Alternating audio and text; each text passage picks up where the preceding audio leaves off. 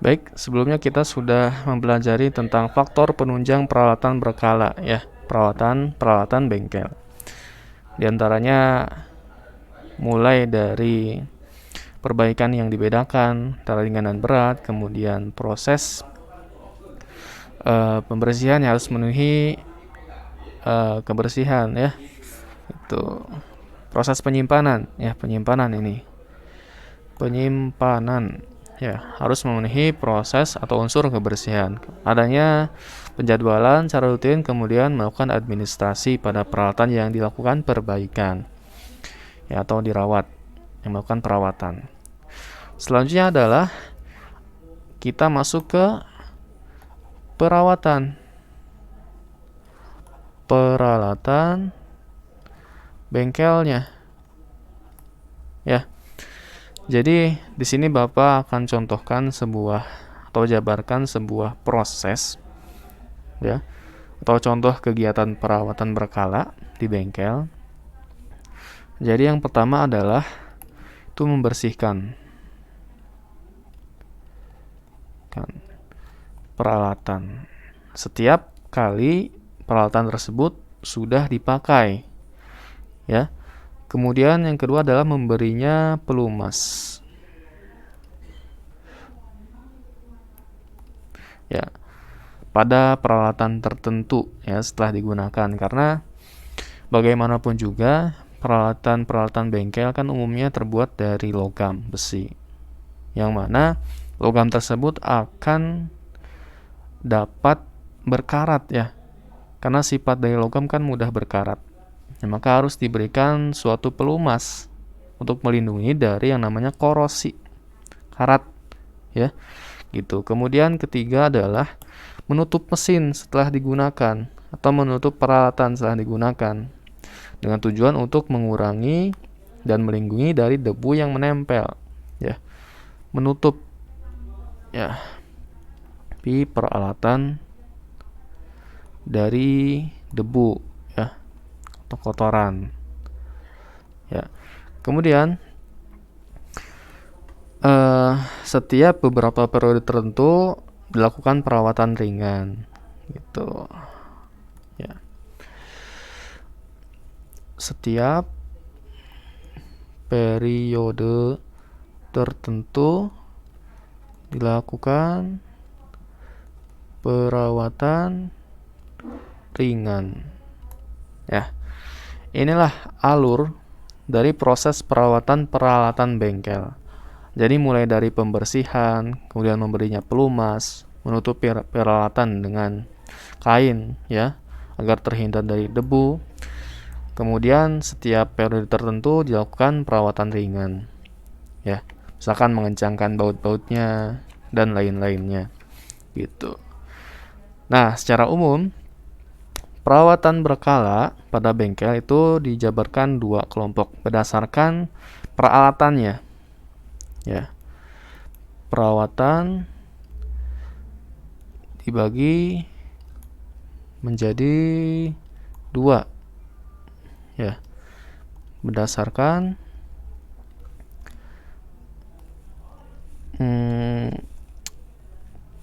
jenis peralatannya lah.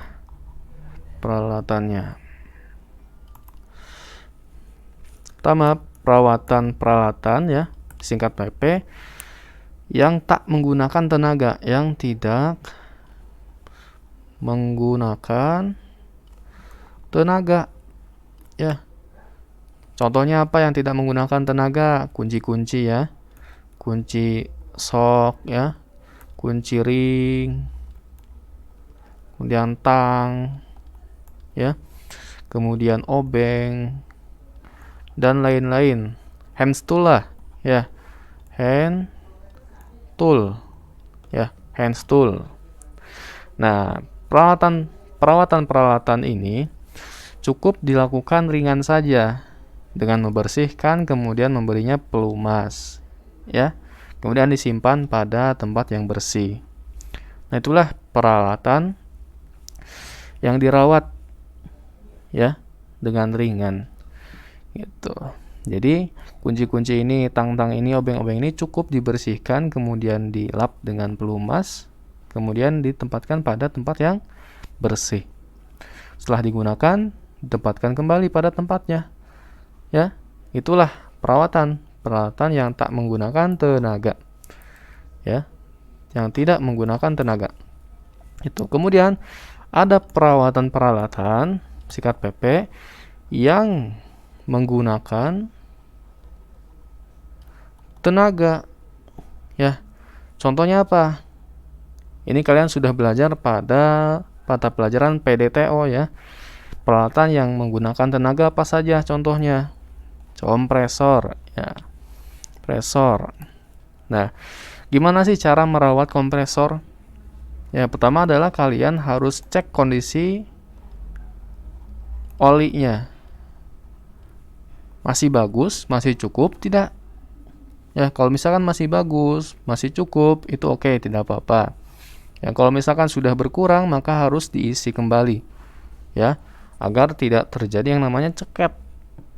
Ya. Karena kompresor juga menggunakan piston itu. Harus dilumasi oleh oli. Kemudian yang kedua adalah kalian harus menguras airnya. Nguras air pada tangki. Ya. Kompresor kan bentuknya seperti ini. Ya, anggap saja kompresor ya. Tuh. Ini pistonnya, silindernya. Nah, biasanya di bawah ini ada yang namanya lubang pembuangan air. Ya, ini kalian harus hati-hati ketika menguras air pada tangki, ya. Karena pengalaman Bapak, karena di dalam tangki ini terdapat suatu tekanan gas atau udara yang tinggi, ketika lubang ini atau baut ini dibuka, itu akan menyemprot dengan deras, ya. Maka kalian harus hati-hati dibuka dengan pelan-pelan. Jangan sampai bautnya lepas. Kalau misalkan lepas dan tidak ada saluran atau selang, itu akan terjadi banjir di sini. Ya. Maka disarankan menggunakan selang pembuangan ya. Pembuangan air. Jadi itu akan lebih memudahkan kalian pada saat menguras air tangki kompresor. Gitu. Oke, itulah beberapa cara melakukan perawatan pada kompresor. Kemudian perawatan berikutnya adalah pada bike clip. Ya, bike clip ini kalian tahu kan? Ini ada di bengkel-bengkel resmi biasanya. Bentuknya seperti ini, ya. Nah, ini motor di atas. Gitu, motor di atas. Bike clip ini kan tujuannya agar memudahkan teknisi dalam memperbaiki motor ya. Gitu. Jadi harus dilakukan yang namanya perawatan. Apa yang dilakukannya? Mulai dari cek pelumas. Kan ini menggunakan pneumatik ya, menggunakan udara. Kemudian menggunakan piston. Nah, di dalam piston ini selalu ada yang namanya pelumas. Cek pelumasnya, ya terdapat kebocoran tidak? Kalau misalkan tidak, berarti masih bagus. Ya. Kalau misalkan ada yang namanya rembes-rembes, maka harus diperbaiki pistonnya. Ya. Kalau misalkan rembes, bocor, kemudian piston tidak ada yang namanya pelumas, maka akan timbul karat pertama, kemudian akan sulit digerakkan, ya. Tidak bisa mengangkat ini ke atas, gitu. Kemudian cek baut-baut, ya. Baut. Ya. Saat digunakan, pastikan kalian menempelkan atau memasang spi, ya, penyangga. Memasang penyangga. Ya, supaya apa? Supaya piston ini tidak menerima beban yang besar dari kendaraan, dari sepeda motor. Kalau misalkan diganjel ya, bahasa Sundanya diganjel, itu cukup di sini bebannya.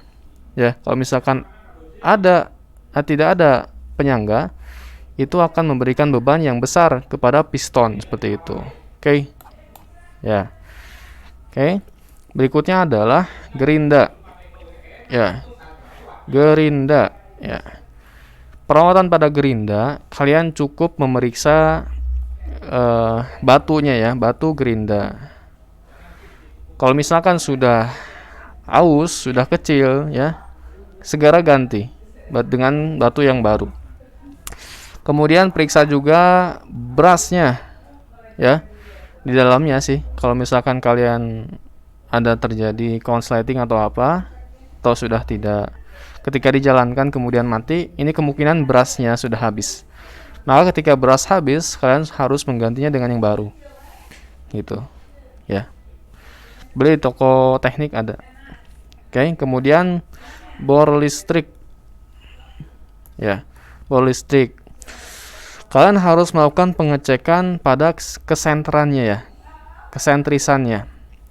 Cek kesentrisan ya. Sentrisannya tuh bermaksud ini, ketika mata bor itu dijalankan, oleng tidak ya capnya. Bor kan seperti ini nih, bor seperti ini.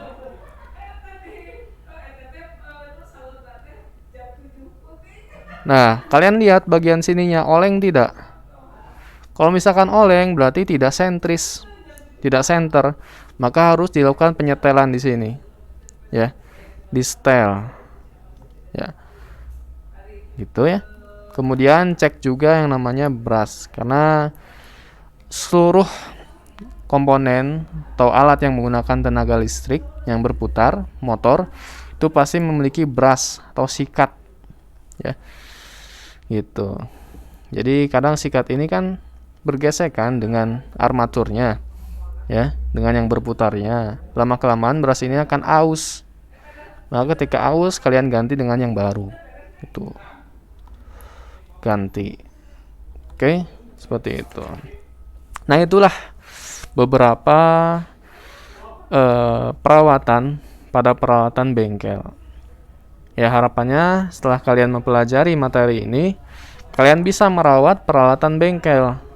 Ya, mulai dari membersihkan, memberikan pelumas, menutupi, menyimpan di tempat yang bersih, kemudian lakukan perawatan ringan. Ya, perawatan juga dibagi menjadi dua ya, berdasarkan jenis alatnya, peralatannya. Peralatan yang tidak menggunakan tenaga cukup dibersihkan, diberikan pelumas, ya, disimpan pada tempat yang bersih. Adapun peralatan ya, perawatan-perawatan yang menggunakan tenaga, kalian harus cek secara detail ya, mulai dari pelumasnya harus ada, tidak bocor ya. Kemudian cek juga brushnya, sikatnya ya, gerinda ya. Kemudian brush bor listrik juga cek sentrisannya, center enggak. Kalau misalkan oleng, di setel kembali agar tidak oleng ya. Itulah barangkali yang bisa kita sampaikan pada pertemuan kali ini. Harapannya yang singkat ini dapat bermanfaat bagi kita semua. Assalamualaikum warahmatullahi wabarakatuh.